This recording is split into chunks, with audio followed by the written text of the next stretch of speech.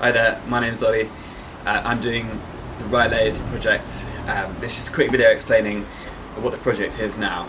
And apologies for any sound, like construction work going on in the background. Myself and two housemates are doing self-isolating at the moment, and we've just built this workshop outside in our garden with this makeshift workbench.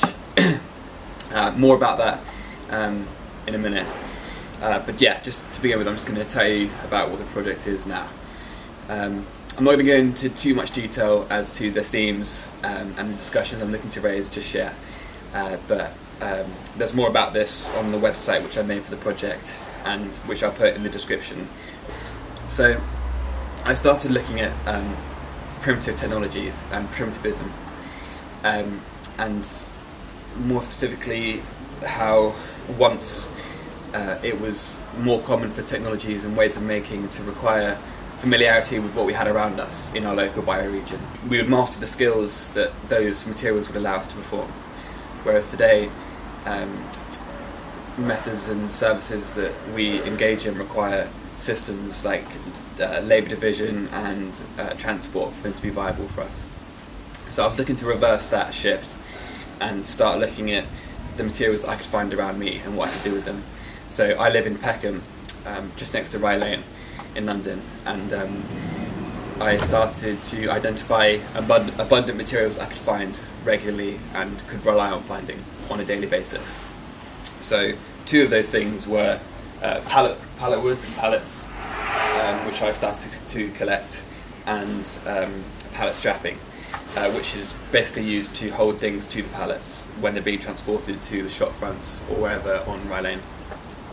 And I started to experiment with these materials, looking at them in new ways as not just waste, but trying to find new treatments for those materials. So, for example, the pallet strapping, you can strip it into fibres, you can press it, weave it. It will be a different thing every time. And when I went to experiment with the pallet wood in the workshops at university, I came across a technical hurdle, which is actually what spawned the trajectory of this project. And what that was that I couldn't use pallet wood on the machines in the workshop for a number of reasons. Firstly, there's often nails hidden within the wood, and secondly, the wood is treated either chemically or by heat, and that means that it just splinters and it's just not good for the machine, and it can contaminate the other wood in the workshop. So straight off the bat I had a technical hurdle and a challenge that I wanted to get around. I couldn't turn pallet wood on a machine lathe in the workshop or use it on any other machine tools in the workshop without risking damaging them. I could, however, revert to hand tools to make my own lathe, and in doing that have decided to make my own hand tools out of as much pallet wood as I could and pallet materials. So what I'm looking to make is a pole lathe. It's basically powered by a treadle, which is either by bungee or by some kind of elastic or pole, a big timber pole which has some elasticity to it. And I found this location on Rye Lane, which is where I would like to use the pole lathe which I'm going to make with my own tools. So I've spent the last few weeks making those tools, and with every tool I made, I was thinking about how much of the tool I can make as possible out of local materials, and how much I had to just accept for the functionality of the tool to be made out of foreign materials. So starting with the rule, obviously for measuring lengths and widths, just a laser cut engraved measurements.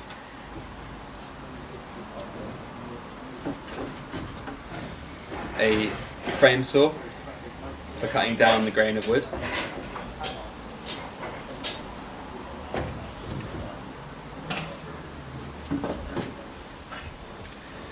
A rubo saw for a similar thing, cutting down the grain of wood.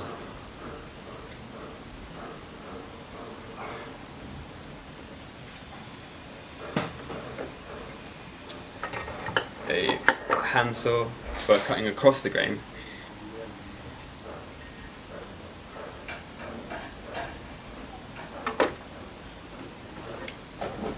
a nail hammer for hammering in nails, as I've already explained.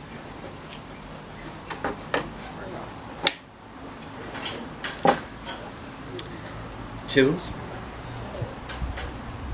for removing wood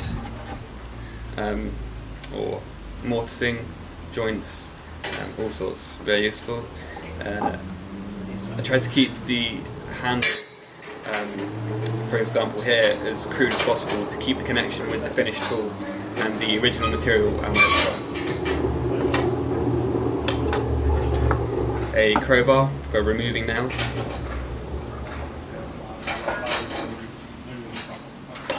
And finally a mallet for hammering or blunt force impact on wood.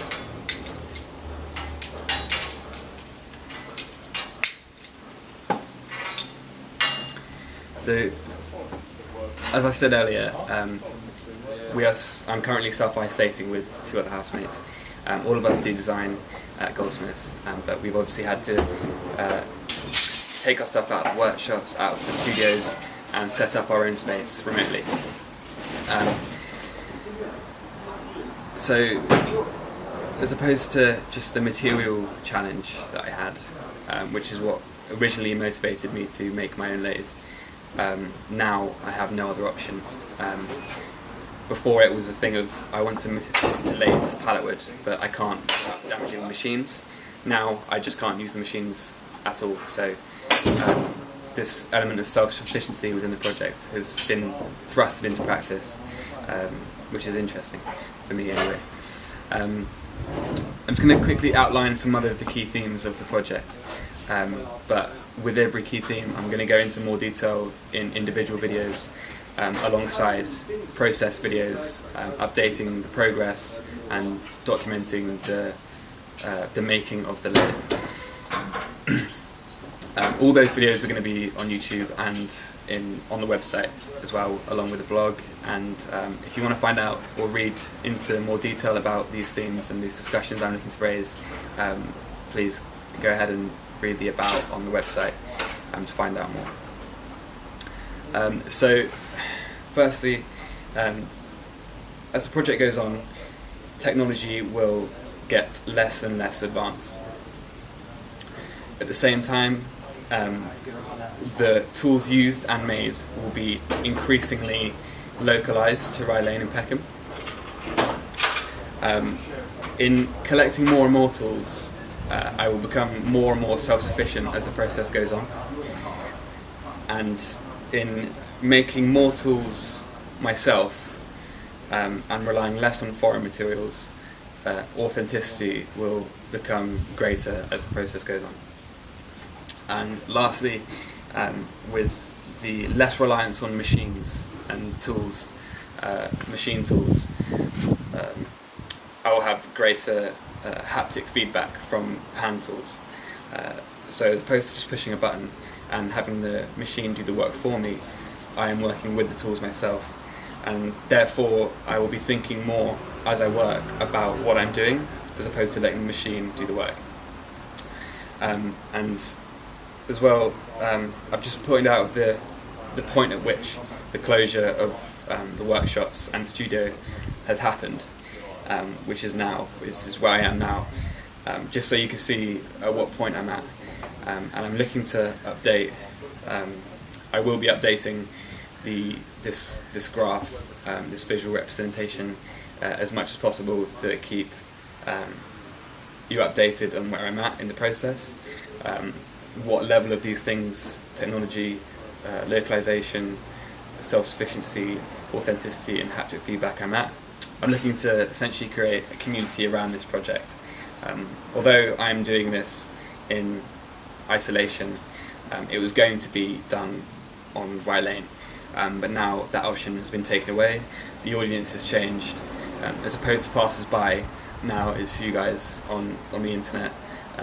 But I'm still looking to create that community, as opposed to just a localized community to Rye Lane, Peckham.